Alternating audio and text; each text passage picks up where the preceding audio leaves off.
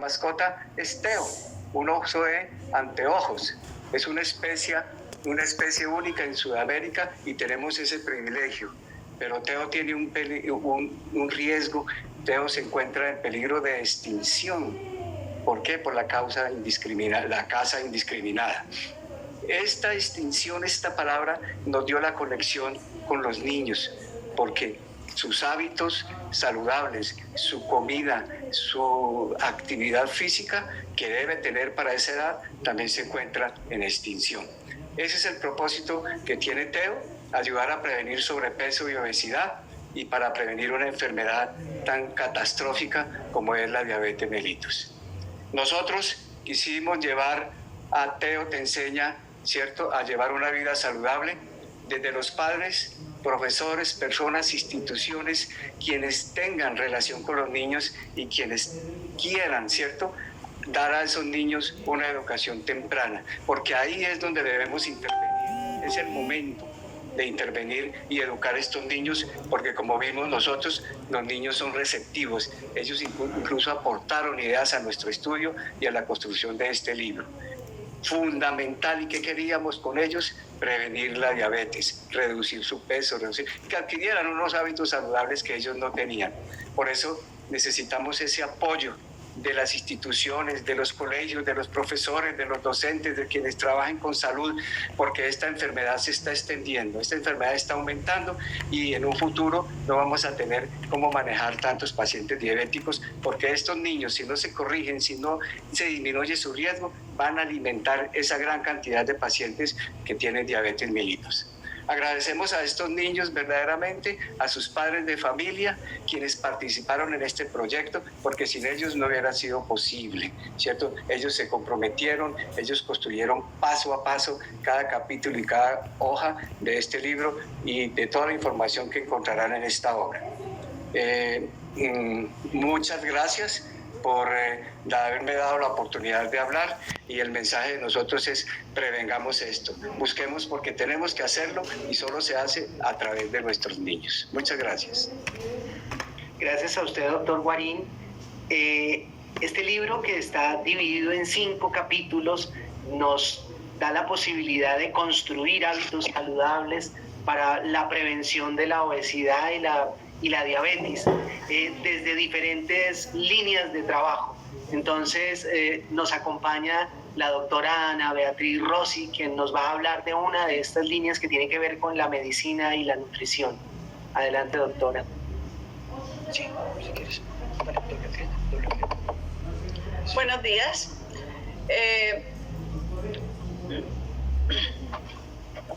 Presentar.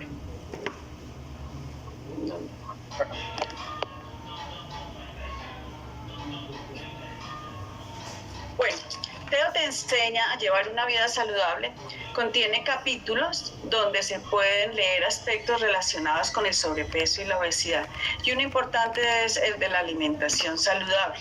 Resulta que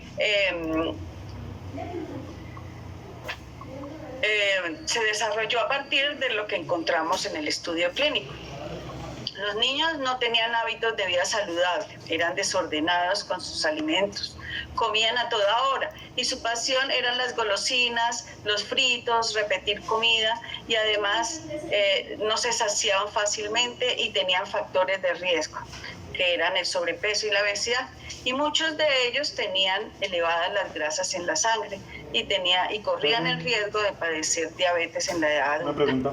Como el objetivo principal de este estudio era educar para prevenir la diabetes, comenzamos a enseñarles a construir hábitos de vida saludable, y se organizaron talleres interactivos donde la idea central fue la de conocer la importancia de una alimentación balanceada y en sus porciones adecuadas para disminuir o mantener el peso, y si no, el recomendado, por lo menos el cercano a él.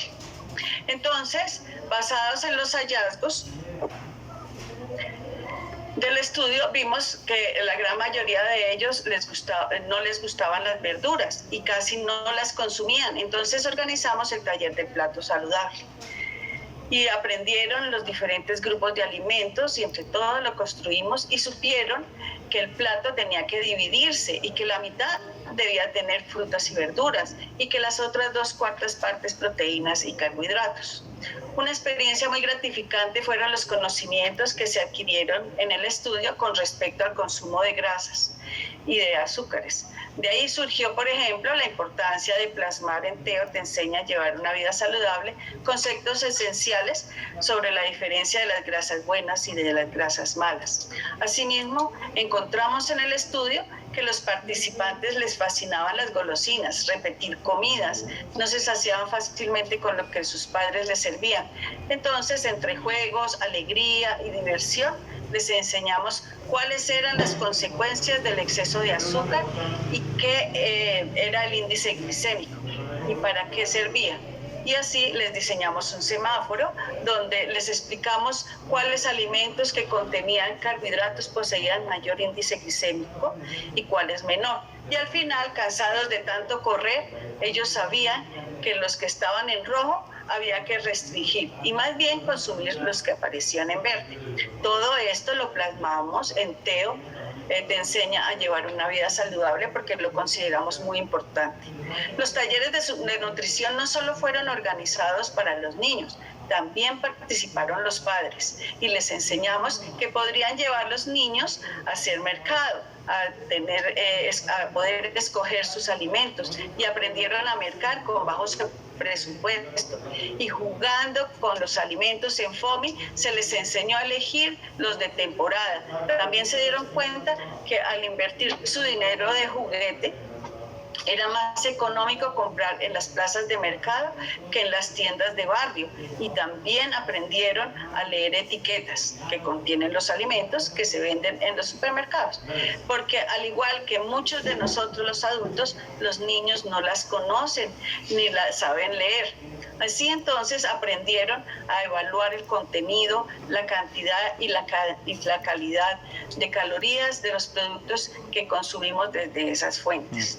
No solo eso era novedoso para ellos, el hecho de ir a hacer mercado con sus padres, sino también aprendieron que los alimentos se deben consumir en familia, en horas específicas, sin interrupciones tecnológicas, y que además debía hablarse de temas positivos. También conocieron que los alimentos deberían saborearse, masticarse entre 20 y 30 veces, que existe una gran variedad de ellos y que se pueden rotar. Así como también ellos mismos se dieron cuenta que podían cocinar y que era delicioso probar alimentos nuevos. Inclusive las verduras que nunca las consumían comenzaron a gustarles y diseñaron sus propias recetas y así transcurrió el estudio y cada semana aprendían más y más. Todo nuestro esfuerzo tuvo una gran componente didáctico y lúdico importante. ¿Y por qué? Trabajamos de la mano las facultades de Medicina, Artes Escénicas, Ciencias y Psicología de la Universidad Antonio Nariño. Y esta última, la Facultad de Psicología, porque además estos chicos tenían muchos componentes emocionales con influencias negativas sobre los hábitos de alimentación saludable. Muchas gracias, doctora Beatriz. En esta construcción de Teo te enseña, en este proyecto de investigación, también la Facultad de Psicología, el trabajo que se hizo desde la Facultad de Psicología fue muy importante y de esto nos va a hablar la doctora Gabriela Vanegas acerca de la comunicación en familia, de la conexión entre cuerpo y mente. Bueno, muy buenos días para todos. Realmente pues fue una experiencia maravillosa desde la Facultad de Psicología haber tenido la oportunidad de compartir el trabajo interdisciplinario. Voy a compartirles la presentación.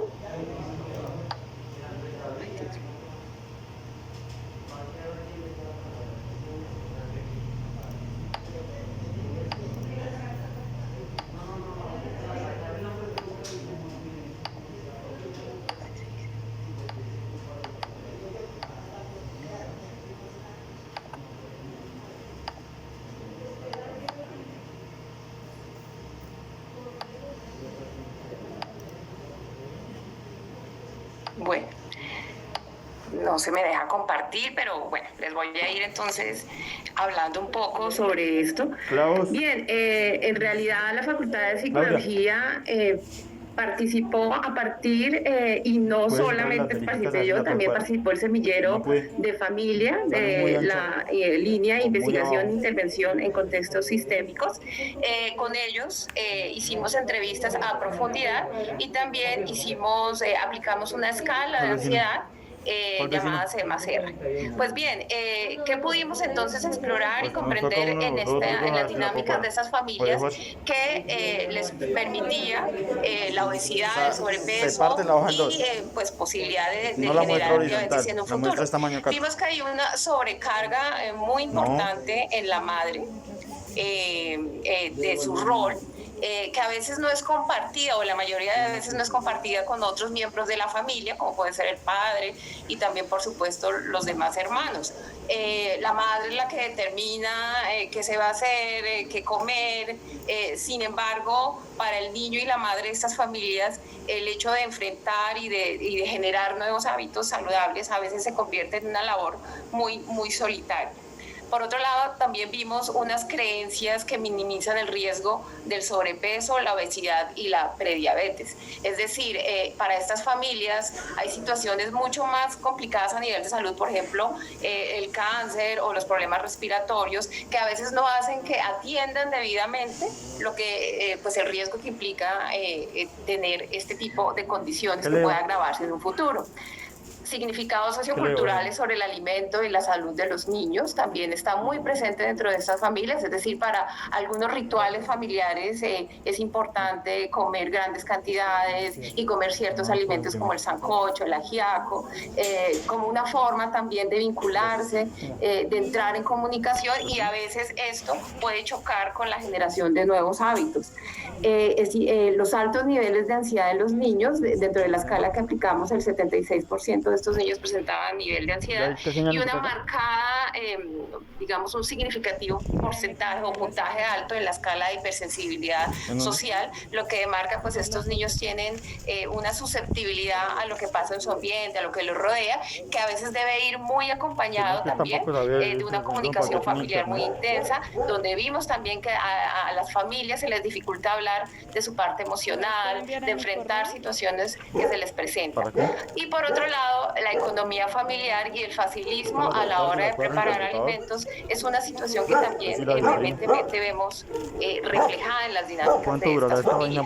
Por eso nace TEDO. Y TEDO desde la parte de psicología pues pretende hablar de ciertas temáticas que nos parecieron relevantes. Por ejemplo, la organización familiar. ¿A qué me refiero en esto? Es importante que las familias movilicen nuevos roles, nuevos hábitos, nuevas formas de interaccionar, que haga que los niños y los adolescentes generen un escenario mental donde se promuevan los hábitos saludables, la importancia de comer y de vivir saludablemente, reevaluar algunas creencias que de un otro modo construimos sobre la enfermedad, sobre la diabetes, sobre el sobrepeso, que no nos permiten reconocer la importancia de cuidarnos. La comunicación familiar emocional, esto está muy atravesado y muy presente. El manejo de la ansiedad en niños y adolescentes, enseñarlos a enfrentar las situaciones que los alteran emocionalmente, que ponen en cuestionamiento un poco su forma de ver las cosas y de funcionar habitualmente. Y algo que yo denomino ecuación saludable, pensar, sentir y la parte corporal, es decir, cómo podemos ayudarle a nuestros niños y a las familias en sí a reconocer que lo que pienso, lo que siento y en últimas un poco lo que eso impacta a nivel de mi cuerpo es importante para generar nuevos estilos y nuevos hábitos y una nueva vida que les permita vivir mejor. Muchas gracias, doctora Gabriela. En esta investigación interdisciplinar que arroja como resultado TEDO Te Enseña también la participación del trabajo corporal en la relación cuerpo-movimiento fue muy importante, y de esto nos va a hablar la investigadora Angélica del Pilar Nieves. Adelante. Buenos días, gracias. Bien, TEDO Te Enseña es una estrategia didáctica de carácter interdisciplinar desde el ambiente didáctico de las artes escénicas, Teo te enseña a construir un cuerpo actuante. Iniciamos esta experiencia en conjunto con las facultades y con los investigadores de medicina, nutrición y psicología, vinculada a la Escuela Abierta de Arte y Educación a través de la figura de la práctica pedagógica investigativa, en donde 4 auxiliares de investigación tomaron la modalidad de trabajo de grado para participar en este proyecto, realizando durante un año, todos los sábados, talleres de formación corporal en el que se integraron no solo los niños, las niñas, los adolescentes, sino también sus familias y los doctores y los investigadores de nutrición y psicología hicieron parte a través de la observación participante, es decir, todos participamos de la construcción sensible de los cuerpos que estaban en esta experiencia investigativa. Bien, Teo nos habla y nos invita a reconocer cómo nosotros tenemos un cuerpo integral, es decir, cómo el cuerpo no es una herramienta o esa parte de nosotros, sino cómo nosotros habitamos nuestro cuerpo. Ese cuerpo lo habitamos a partir de reconocer que estos niños, jóvenes y adolescentes tenían unas prácticas sedentarias y no reconocían los hábitos alimenticios saludables, pero tampoco tenían una disposición o una actitud positiva frente a la actividad física, debido a que en experiencias previas, en sus diferentes contextos escolares, familiares y barriales, los cuerpos habían sido sometidos al esfuerzo, a la resistencia, a la velocidad, y en esas dinámicas o en esas experiencias, los niños habían sido relegados por una baja efectividad física. De manera que pensamos que en las artes escénicas nosotros podíamos trabajar para que no tuvieran presión, para que no tuvieran esa exigencia del rigor físico de rendir desde el componente biomecánico, sino como desde ambientes lúdicos se podía aprender, se podía reconocer este cuerpo biológico, cómo se comporta, cómo se conforma y qué capacidades tiene nuestro cuerpo. Desde su componente cognoscente, comprender lo que les sucedía al consumir cada tipo de alimento que consumía, si fuera azucarado o saludable, y también aprender a reconocer qué sucedía en su cuerpo cuando realizaban actividad física y por qué motivo no lograban desempeñarse como su mente se lo solicitaba o como tal vez los profesores o los entrenadores de los equipos les solicitaban tener una eficacia. También entender ese componente del cuerpo sensible, ese cuerpo que reflexiona a partir de lo que siente, que es capaz de reconocer la ansiedad y es capaz también de construir la voluntad. Todo esto para que el cuerpo socioafectivo aparezca en unas relaciones y unas interacciones más armónicas, más fraternas, en donde los niños y los jóvenes sean reconocidos. Entonces, Teo nos lleva a pensar y a reconocernos como un cuerpo actuante. ¿Cómo? ¿Cómo les fue? Le proponemos a los mediadores, que pueden ser profesores, que pueden ser padres de familia o pueden ser investigadores, les proponemos una estrategia didáctica que se fundamenta y que se forma desde una experiencia lúdica sensible, para que ellos nos acompañen desde la experiencia, para que ellos nos acompañen desde la realidad. Y Teo propone en su componente didáctico, propone una serie de talleres y de ejercicios.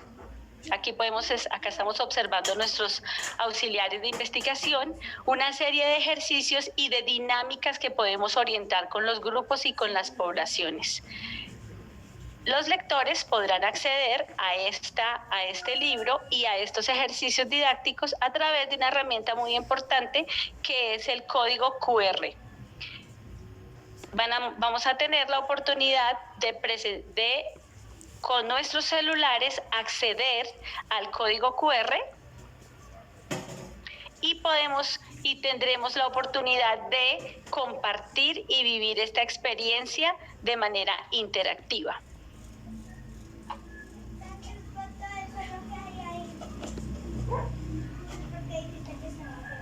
Muchas gracias. Muchas gracias a Angélica por esta presentación tan clara sobre la división de los capítulos del libro y cómo esta herramienta del QR va a servir para que todas las personas que puedan acceder, que tengan acceso al libro, puedan entrar y también hacer parte de esta didáctica. Nos escribe el decano de la Facultad de Psicología diciéndonos la importancia de la comprensión interdisciplinar de estos temas para las familias y para los profesionales que trabajan con los niños. Realmente, si algo se destaca de Teo Te Enseña, es el trabajo interdisciplinar que permite ver a los sujetos en todas sus dimensiones. En estos 5 capítulos, de una manera muy sencilla, pensamos que se puede aportar a las familias, a los educadores, a los mediadores, a la comunidad en general, elementos importantes para la construcción de hábitos para una vida saludable. Alimentación sana, cuerpo en movimiento, salud emocional, para prevenir sobrepeso y obesidad, enfermedades como la diabetes. Es importante que con este libro podamos reflexionar y reevaluar creencias y mejorar la comunicación familiar. Nos están escribiendo también felicitando desde la sede de Buga, que agradecen el espacio y el tema tan importante para nuestras familias. Nos escribe Sandra Milena Paz de Buga. Tenemos unos minutos para preguntas, para respuestas por parte de los investigadores y coautores de este libro. Entonces tenemos más o menos 10 minutos. Valentina Pérez Morales escribe que es muy necesario este tema. La buena comunicación es fundamental entre los padres o personas con quienes convivimos para saber alimentar correctamente a nuestros niños y se convierta en una tarea de todos. Teo también nos brinda un capítulo para evaluar qué aprendí, ejercicios didácticos para los niños y los jóvenes. Bueno, mientras nos llegan preguntas, a mí me gustaría preguntar, Teo, esta figura que se toma como símbolo del libro, este oso de anteojos, si pueden profundizar un poco más, ¿de dónde sale?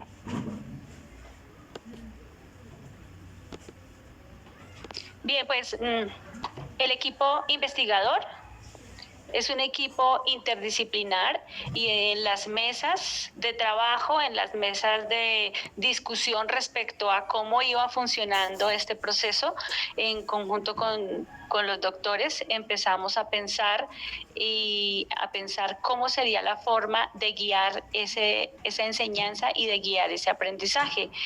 Es entonces cuando con el grupo de Didáctica de las Artes Escénicas invitamos a Luis Eduardo Nieves, que es el diseñador gráfico. Le contamos nuestra experiencia de los talleres de formación, nuestra experiencia de todo el proceso de formación nutricional y de todo el proceso que hizo la Facultad de Medicina con el ejercicio educativo, pero también lo que tiene que ver a nivel de diagnóstico y exámenes.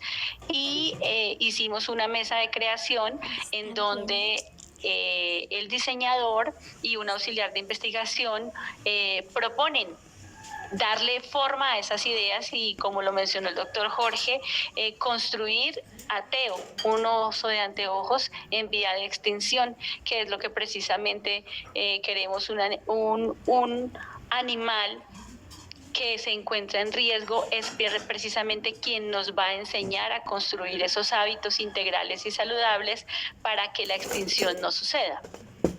Mire, usted colocó eso ahí, mire. Muchas gracias. Yo tengo Nos una- preguntan...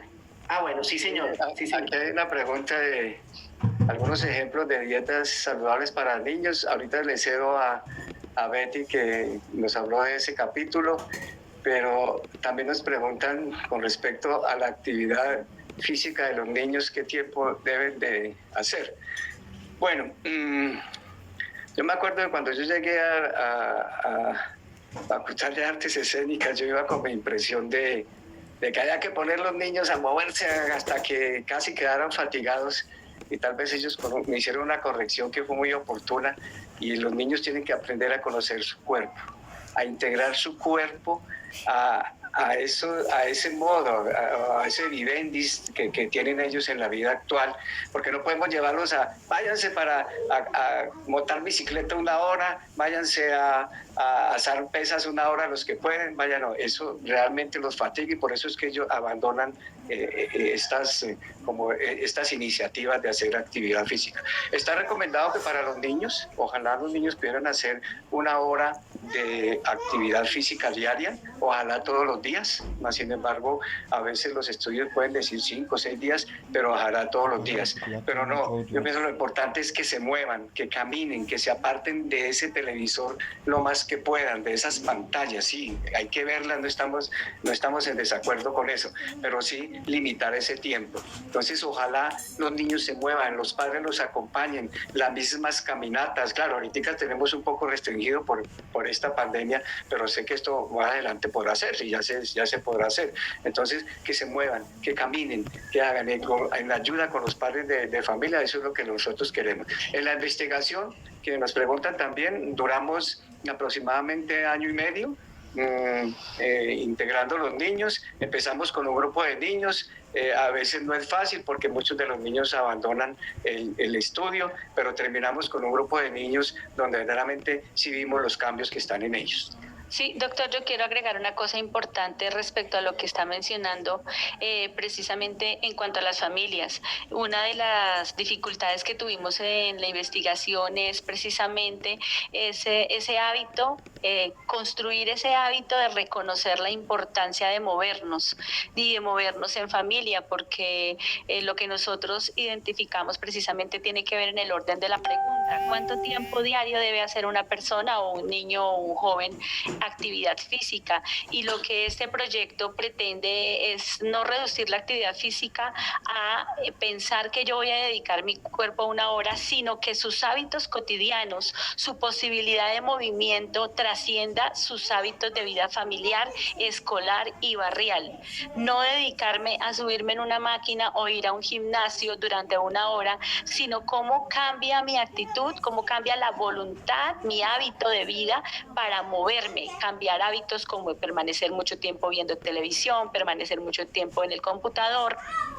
Realizar movimiento en todas las dinámicas cotidianas nos puede conducir precisamente a tener un cuerpo que actúa. Por ejemplo, nosotros vimos que los niños que terminaron en el proceso de la investigación fueron niños que se vincularon a los grupos deportivos de los colegios, a los grupos musicales, a grupos de artes marciales. Es decir, ellos ya tomaron la decisión, optaron por aparecer en la escena social y activar su cuerpo. No solo 20 minutos al día ni 1 hora, sino tomaron una decisión de moverse y de moverse en familia, porque también es importante saber que los niños y los jóvenes necesitan de la compañía, de la orientación y del motor constante de su familia.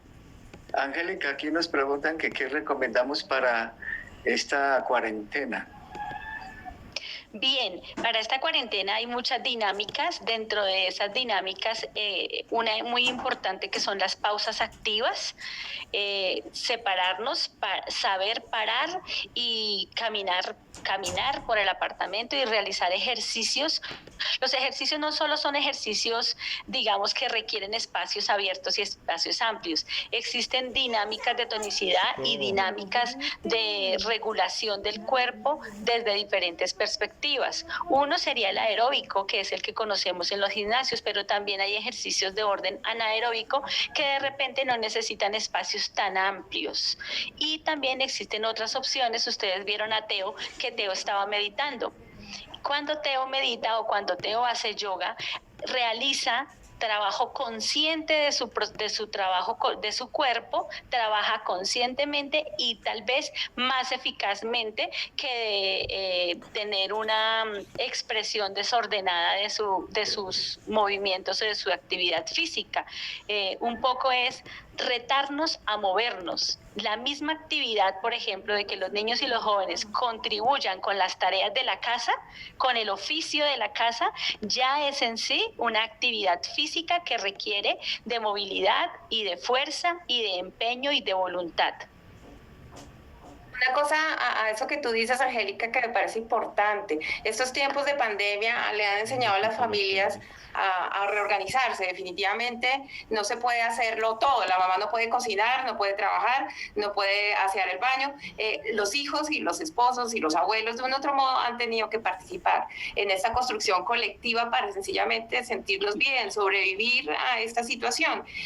Pues un poco pasa lo mismo en cuanto a la prevención de enfermedades como la diabetes, el sobrepeso. Pues las familias tienen que organizarse de forma tal, empezar a ver la vida de forma tal que vean la generación de hábitos saludables como algo de su cotidianidad, no algo como que tiene que hacer el niño con sobrepeso o el papá que tiene diabetes aparte, sino que es una dinámica colectiva, global, en donde todos estamos inmersos para poder vivir mejor. Como producto también de este proyecto, la Facultad de Psicología produjo unos artículos en donde se narran las experiencias de adultos ya diagnosticados con diabetes, y es muy, muy interesante ver cómo estas personas han sido testigos de que sus propias familias, abuelos, papás han tenido diabetes y cómo lo perpetúan casi sin darse cuenta, de una forma muy silenciosa, en sus propios hijos. Entonces también es hora un poco de que reevaluemos ese sistema casi heredado cultural y transgeneracionalmente sobre algunos alimentos, sobre la comida, sobre las cosas que nos hacen sentir bien.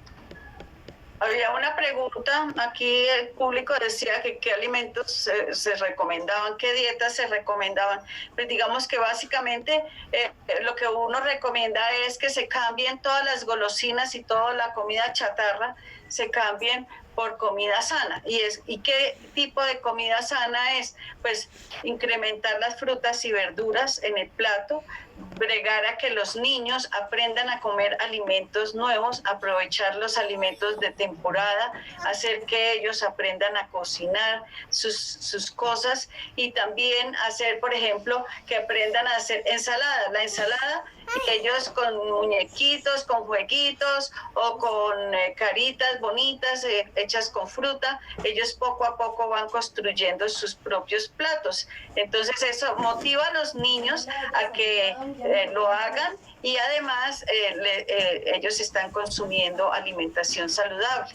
Entonces, ¿qué recomendaciones? Pues eliminar absolutamente las grasas de origen animal, todo esto que tienen los aceites que son reutilizados, y todo esto de las golosinas y el exceso de azúcar. Todo ese tipo de cosas hay que eliminarlos, y más bien incrementar frutas, verduras, de proteínas en su proporción adecuada, que lo dijimos en el plato saludable, y los carbohidratos siempre bregar porque sean de tipo integral, por ejemplo el arroz integral y todo este tipo de cosas que son mucho más saludables para el público. Bueno, muchas gracias a los doctores por esta presentación del libro. Agradecemos a todos los participantes, a todas las personas que nos acompañaron en esta presentación, y para cerrar la presentación de Teo Te Enseña, entonces le damos la palabra a Angélica Nieves. Muchas gracias a todos. Bien, gracias, Alexander. Vamos a cerrar compartiendo un video de un ejercicio que realizaron con los niños, y en donde se podrá ver integrado el movimiento, la alimentación saludable. Entonces, permítanme un segundo.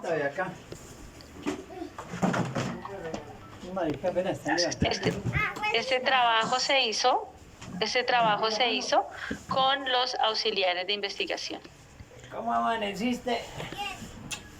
Siga, hermano. Ay, hermanito, le estaba echando desinfectante a los manos. Dios les bendiga, hermana, Dios les bendiga. Yo.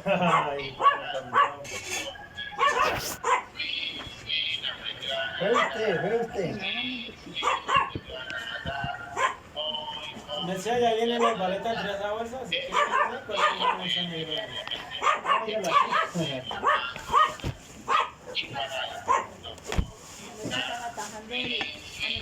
No escucho nada. Este es uno.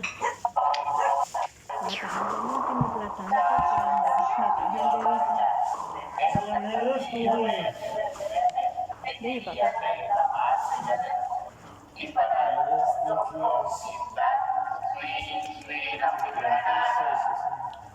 No es el 36. No es el 36. Bien, este es un ejemplo didáctico en donde se involucra la música, el movimiento y el consumo de alimentos saludables. Como estos, hay varios ejercicios que ustedes podrán encontrar en Teo Te Enseña y podrán acceder a través del código QR. Al final también podrán ingresar a Teo Te Pregunta ¿Qué aprendí? Ejercicios didácticos, textuales y propositivos en donde los niños y jóvenes podrán poner a prueba qué aprendieron.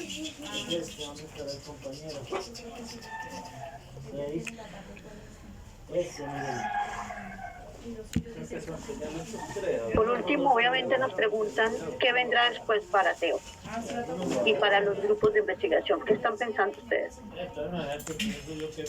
Que no les hiciera, le dijimos Bueno. que todavía no sirviera. Realmente esta fue una experiencia muy alimentadora, una experiencia que nos creó muchas inquietudes. Encontramos, por ejemplo, que lo mejor es ir hacia los niños, ir hacia los colegios. Nosotros los trajimos hacia donde teníamos nuestros talleres, pero hubo una serie de inconvenientes, muchos padres, pues, el transporte, el dinero, entonces eso tal vez limitó como que varios niños tuvieran que abandonar. Entonces la importancia es ir hacia ellos. Queremos tener una proyección, hacer una extensión, ¿cierto? De hacer también conocer el libro a colegios, en lo mayor posible. Nosotros como Universidad Antonio Nariño y como con los programas que tenemos, ir hacia ellos para promover esta educación. Es importante, es muy importante llegar a ellos porque verdaderamente son muy receptivos, aceptan. Yo estuve en muchos colegios presentando el programa y los niños se interesaron, vimos qué problemas tenían con su alimentación, les dimos charlas también en los colegios y eso se puede. Yo sé que con las comunidades, con los líderes de las comunidades, ellos nos abren espacio y hay que hacerlo porque no se puede quedar ahí. Esto tiene que extenderse porque es la forma, como hemos dicho, la forma de prevenir una enfermedad como es esta, la diabetes, que realmente es muy catastrófica. Bueno, muchas gracias, doctor, muchas gracias a todos. Ya vamos a cerrar la transmisión. Esperamos que puedan acceder muy rápido a Teo Te Enseña. Bueno, muchísimas gracias a todos, gracias a Ana Gabriela, Ana Beatriz, Angélica, Jorge y Alexander por compartir con nosotros este diálogo y estas recomendaciones de hábitos de alimentación saludable, tanto para niños como para adultos. Bueno, pues genial que se pueda minimizar el impacto de la diabetes en los niños y lo que es mejor prevenirla. Gracias a todas las personas que se conectan con nosotros a esta hora a través de YouTube y Facebook Live. Recuerden que pueden conseguir los libros de la universidad, de la editorial Universidad Antonio Nariño, a través de redbooks.com.co y ellibro.net. Dejen en la caja de los comentarios sus preguntas para los autores, si acaso alguna de las preguntas que dejaron en el chat no alcanzaron a ser resueltas. En nuestro canal de YouTube hemos creado una lista titulada Un instante con los autores. Allí podrán encontrar algunas de las obras destacadas de las diferentes editoriales que participan en esta primera versión de la Feria Virtual del Libro Académico. Allí encontrarán también Teo te enseña hábitos saludables para que vayan y reproduzcan el video. Sigan conectados, en breve viene Viaje a los tiempos de Bernie White, cuentos, un entretenido libro publicado por la editorial universitaria Pontificia Bolivariana. No se muevan, venimos en breve. Gracias por seguirnos. 2 y 3, 5 y uno que llevó 6 y 2 que quedaban 8. Eso, y los 2 colegiales, entonces le abonaría yo los 2 colegiales 40 y 6.